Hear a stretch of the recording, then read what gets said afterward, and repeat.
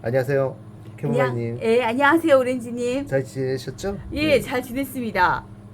오늘은 그 만약에 앞으로 이렇게 교통이 어떻게 될지는 모르겠지만 그래도 택시 운전사는 항상 필요할 것 같거든요. 그렇죠, 필요하죠. 그러면 이제 지금 보면 이제 향후 가면 갈수록 택시 운전하시는 분들 중에서 나이가 많은 분들이 많은데 이런 거에 대해서 그 장점도 있겠지만 폐해도 있지 않을까요? 하여튼 이런 장점과 폐해에 대해서 한번 이야기해 보는 게 어떻습니까?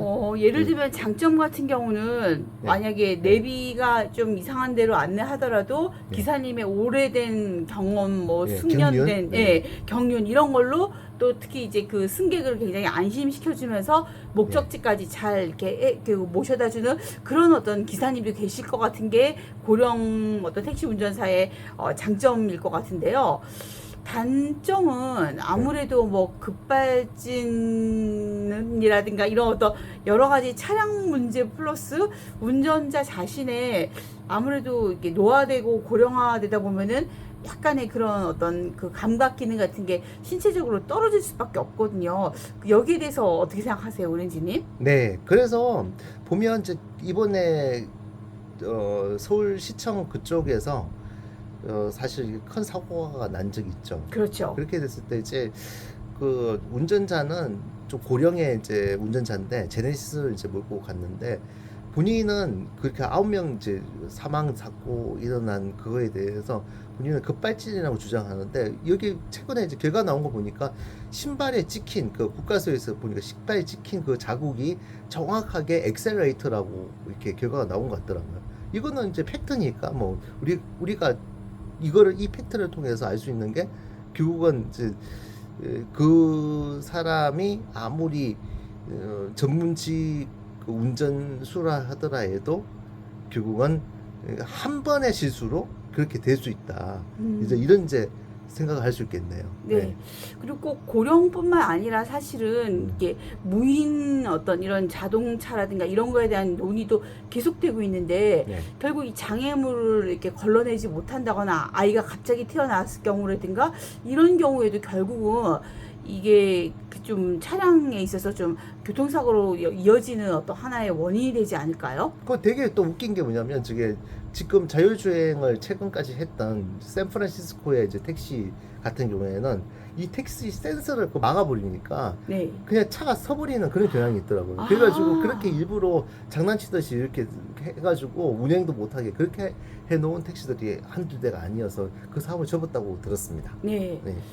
그리고 때로는 뭐 용인 경전철 뭐 이런 데 보면은 네. 기관사님이 타고 있지 않은 그런 무인과 그리고 뭐 아이스크림 가게도 그렇지만 요즘 왜 무인이 제법 많이 운영되고 있잖아요. 그래서 그거의 장점도 있지만 때로는 뭐 범죄 장소로 이용되기도 하고 또 거기를 막 어지럽히고 나가는 그런 굉장히 의식이 좀 떨어지는 시민의 행동 같은 게 언론에 또 가끔 나오는 경우도 있거든요. 그래서 21세기 그 바뀐 어떤 사회의 내용 중에 이 무인 점포라든가 인간의 힘이 개입되지 않은 어떤 사회 문제는 과연 어떻게 흘러갈 것인가 이게 굉장히 저는 많이 궁금한 부분 중에 하나거든요. 근데 그런 게 문제가 없어가면 결국은 무인이라면 무인으로 이용할 때 그 사람이 이용하는 경우에는 무인은 이제 도구 정도로는 이용될 수 있겠지만 이게 이제 메인이 돼서는 안 된다. 메인이 왜 돼서는 안 되냐면 결국은 그 무인이 운영될 때에 어색한 부분 이런 부분을 메꿀 수가 없는 것 같습니다. 제가 봤을 때는. 그 예를 들어서 무인 점포 거기에서 누군가가 아기를 먹고 그 점포 매점에 있는 물건을 다 싹쓸이해 갔는데 그냥 이제 그러니까 도망가 버렸다. 네. 그러면 이걸 어떻게 할 것인가? 네. 이런 것도 사실 사람이 개입이 된 상태에서 지금 무인 점포가 움직이니까 사람의 자율성을 중시하다 보면 분명히 사람의 그 나쁜 내면 그 심리학적으로 나쁜 기제가 작용을 하게 된다면 결국은 이제 분명히 그러한 이제 단점도 생기는 거죠.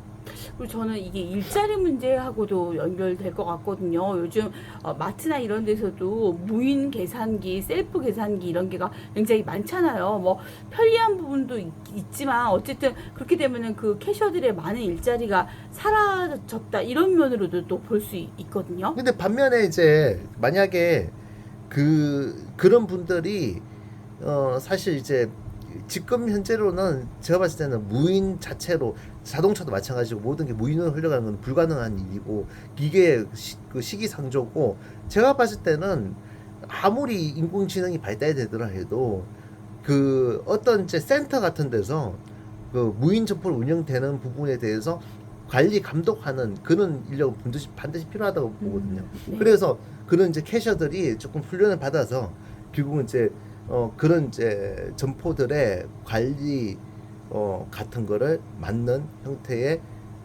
CCTV 그 체크하는 그런 요원으로 이렇게 쓰는 거는 적절한 게 아닌가, 그런 직업이 새로 생긴 게 아닌가, 이런 생각이 듭니다. 네, 알겠습니다.